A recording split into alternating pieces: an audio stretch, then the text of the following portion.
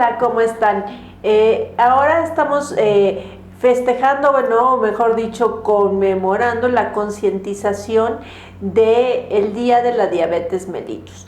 Y este es un día muy importante porque, como saben, la diabetes mellitus es la primera causa de mortalidad en nuestro país. El 14 de noviembre, entonces para nosotros es muy importante ya estar haciendo hincapié y que estemos viendo esto porque está muy relacionado con la parte de que nosotros manejamos como gastroenterólogos, que es el hígado graso. Porque aquí está, por ejemplo, ya hemos visto, Laura, la diabetes cada vez como se está presentando más. La prevalencia vemos que entre mujeres es mayor que en hombres, pero pues no sé, en esta gráfica como que estamos viendo la prevalencia de diabetes y de la obesidad, pues sí empieza a ser alta y más como se está aumentando cada vez más con el tiempo. Bueno, sí, y además hay que tomar en cuenta que la diabetes ya se encontró y en esta época que es la época del COVID como un factor de riesgo para la mortalidad y las complicaciones del COVID. Entonces, pero ¿por qué es tan importante la diabetes? Pues la diabetes afecta a muchos órganos, ¿sí? Y eso es una de las causas que nos podría estar afectando otros órganos. Algo que se me hace muy interesante es que si pudiéramos concientizar a las personas de cómo el impacto económico que está afectando en el sector público, en el sector de salud, porque si le podríamos decir, o sea, es algo que puede ser modificable totalmente para una persona, si ellos cambian su estilo de vida simplemente a estar dándoles tratamientos crónicamente porque ya vienen las complicaciones. Sí, así es. Sale 21 veces más barato para la persona hacer modificaciones de vida que estar tomando pastillas, y además, como dices tú, ya cuando empiezan a tener otras complicaciones, pues es la pastilla para esta complicación, la pastilla para la otra, que la terapia para el ojo, que la pastilla para el corazón, y finalmente una de las complicaciones más terribles es la diálisis. Pero es importante que reconozcamos que hay dos tipos de diabetes y la más prevalente en nuestro país es la diabetes de tipo 2, que también se asocia a la resistencia a la insulina. En esta gráfica podemos ver que en la realidad lo que sucede no es que no haya insulina, sino que la insulina no puede entrar a las células para que el azúcar o la glucosa entre a las células, porque existen mutaciones de los receptores de la insulina y los transportadores de la glucosa. Entonces esto se convierte en una enfermedad muy compleja de controlar, porque es más bien una enfermedad que tiene un trasfondo genético. Y yo creo que esto es muy importante porque este es algo que se puede detectar previo a que la diabetes ya esté como con más descontrolada y con más complicaciones, ¿no? Es como muy importante porque los pacientes a veces creen como que no tienen diabetes porque dicen, tengo una prediabetes, o sea, como que estoy en límites un poquito, tengo un poco el azúcar alta, pero estos pacientes ya pueden estar cursando con todo esto de una resistencia a la insulina, pero no se les ha diagnosticado y son los pacientes que tienen más riesgo de continuar con este problema. Sí, y ese exceso de insulina en la sangre va a hacer que haya fallas en otros órganos, como por ejemplo en el hígado. También es increíble la cantidad de personas que están por la calle con con niveles de glucosa de 300, 400, y uno los ve caminando como si nada pasara. Es muy sorprendente eso, y realmente es preocupante que las personas no tengan una conciencia sobre esta enfermedad. Todos aquellos que tenemos un antecedente de diabetes en la familia debemos de checarnos. La diabetes es una enfermedad que finalmente va a afectar a todo el organismo, y inclusive es importante, por ejemplo, en el hígado, habitualmente lo que la insulina hace es que aumenta que haya un depósito de azúcar, que es como especie de gelatina, que se llama glucógeno, que además ese nos mantiene los niveles de glucosa constantes durante los periodos de ayuno. Pero también lo que sucede cuando ya hay un exceso de insulina es que los triglicéridos empiezan a acumularse en el hígado.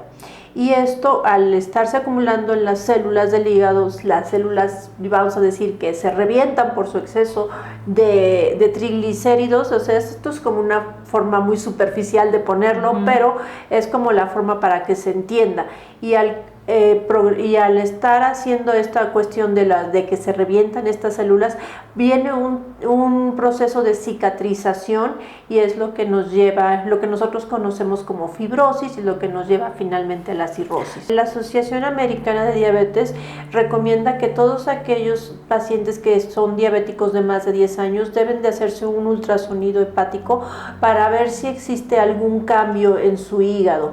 ¿Y qué tan frecuentemente es que existe este cambio? Pues ahí tenemos diabetes mellitus, normalmente tenemos, es bien importante, 80-90%, pero en pacientes con obesidad también tenemos un 70-90%. Entonces la enfermedad de hígado graso es muy frecuente en estos pacientes. O sea, los diabéticos con esta frecuencia debería de tomarse más en cuenta la enfermedad de hígado graso.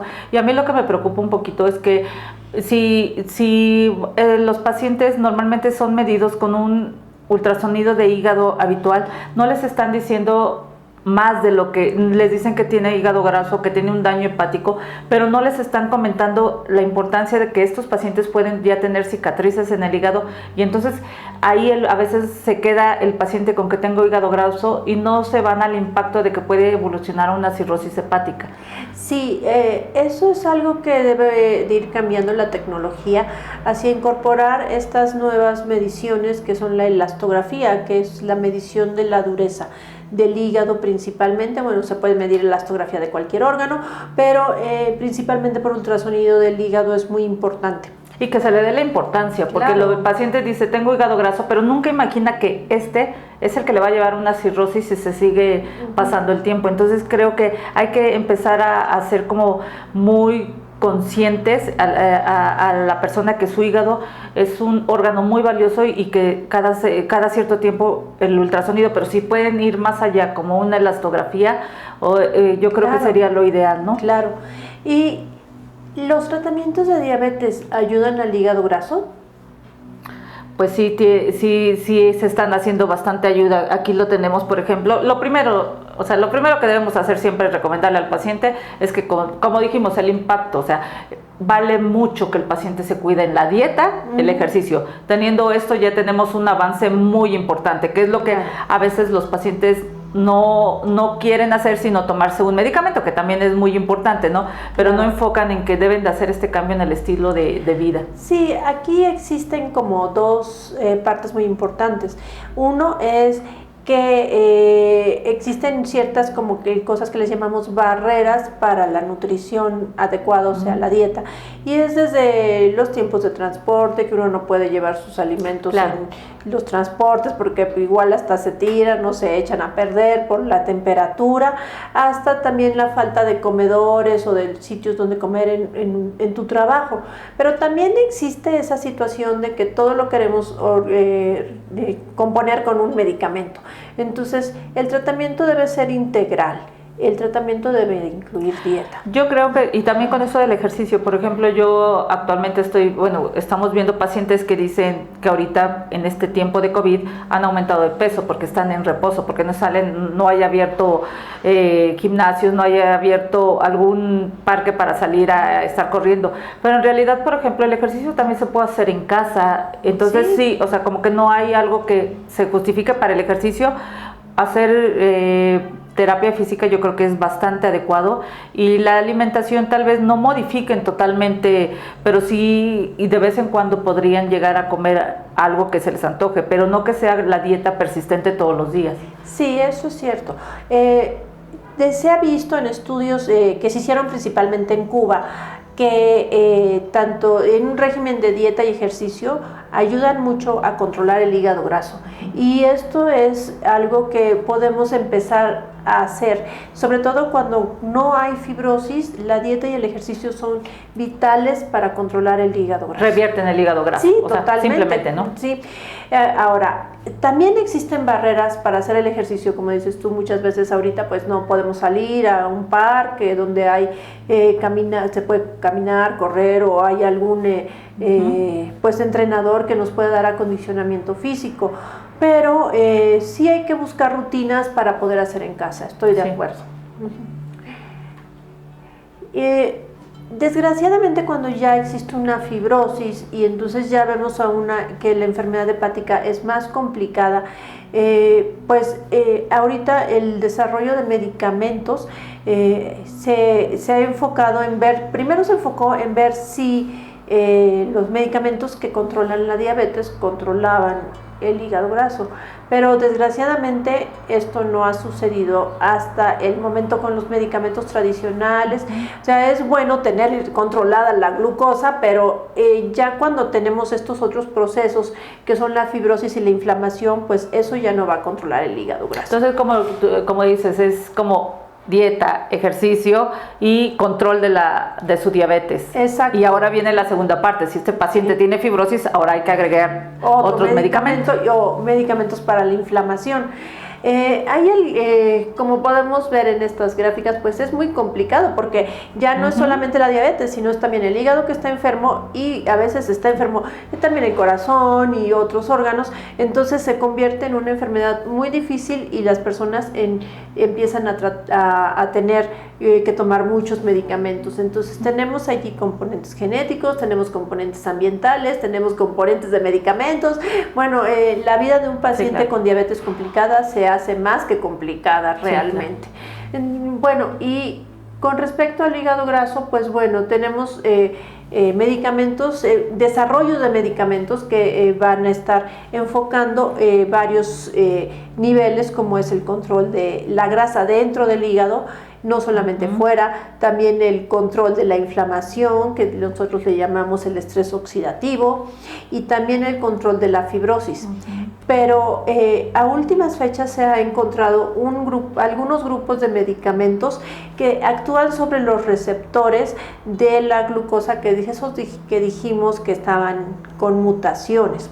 Y esos medicamentos están ahorita, lo bueno ahorita voy a hacer una pequeña pausa, pero lo bueno del COVID es que nos trajo el conocimiento sobre los ensayos clínicos. Y ahora la mayor parte de las personas saben lo que es un ensayo clínico fase 2 y fase 3. Y como saben, los ensayos clínicos fase 3 son aquellos en que los medicamentos tienen una aprobación por parte de las autoridades sanitarias en todas partes del mundo para tratar a una enfermedad.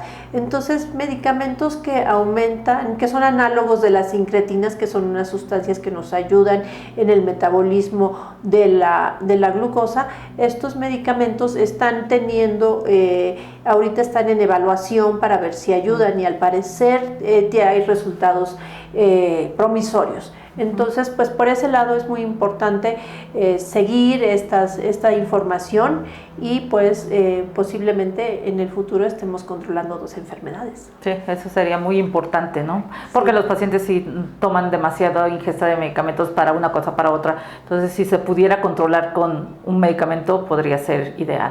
Sí, pues bueno, esto es una de las causas por las que queremos nosotros intentar que las personas mantengan su diabetes controlada, y además concientizar a las personas de todos los daños que puede traer la diabetes. Y sabes que eso me hace nada más, por último, sí, interesante, lo que estuvimos viendo, por ejemplo, de pacientes ¿por qué los latinos, por qué los mexicanos tenemos más diabetes que otros países como Europa, ¿no? Pues es que sí tenemos una carga genética muy importante, y es lo que dices, pacientes que tengan ya el tener un familiar enfermo quiere decir que genéticamente tenemos predisposición y hay que checarnos. Exacto, eso es lo más importante, siempre hay que checarnos.